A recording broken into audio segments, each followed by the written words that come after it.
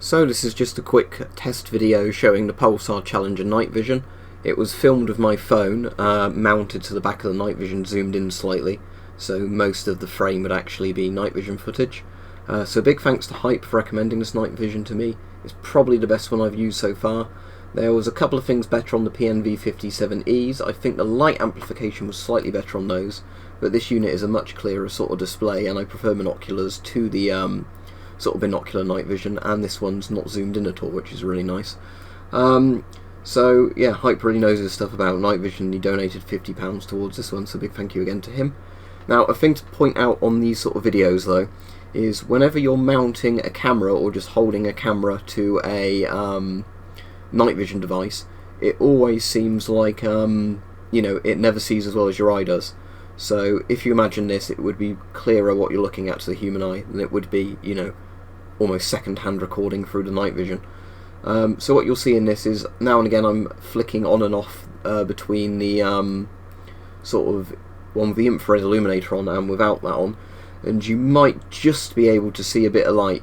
With the eye it is clearer than this, but obviously it is quite dark when I was filming this. There is like a cloudy night basically, very few stars and the moon visible, so you're not getting much ambient light. So with the IR illuminator it works well. You can see now and again when I pan up that you can see street lights and things like that in the distance, but there isn't much light for it to actually amplify. So there's sort of a bit around the side of the house. So as you can see there, it's got, the thing I like about this is when you're looking at light sources, they're not dazzling. The problem is some night visions are that obviously you can't really look in frame where there's light and darkness at the same time.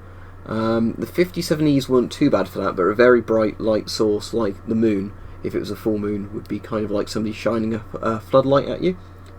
Some of the other night visions I've used kind of have a bit of blurring if you're trying to look into the shade near even quite a weak light source. So this is good. So I'm just panning around my room here with it. I had the computer screen on, but that was it, all the lights were turned off. So you can pretty much see here that you can see everything. Also, again, the autofocus on the camera will keep messing about with it. With your eye you can adjust the rear and the front, to look really clear. Whereas when the camera does it, you'll notice it keeps kind of zooming in, zooming out, where it's constantly trying to autofocus on a moving image. But it doesn't really understand that it should just be focusing on one part of the screen, because obviously it's looking for a screen.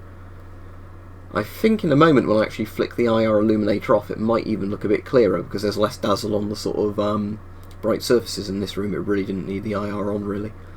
But the IR does seem to throw it at quite a good distance.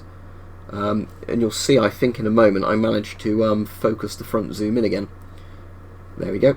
The nice thing with this unit as well is that it actually goes to my eye properly. Because I know a lot of people have the issue with head-mounted units where they can't seem to get them quite right to their eye. But this I can, actually, if I take my glasses off, focus it to my left eye, and it's exactly how I want it. So there you go. As you can see, pretty clear picture quality, and again, it looks much better through the unit itself. But I think that's the really nice thing of this unit, is kind of the resolution.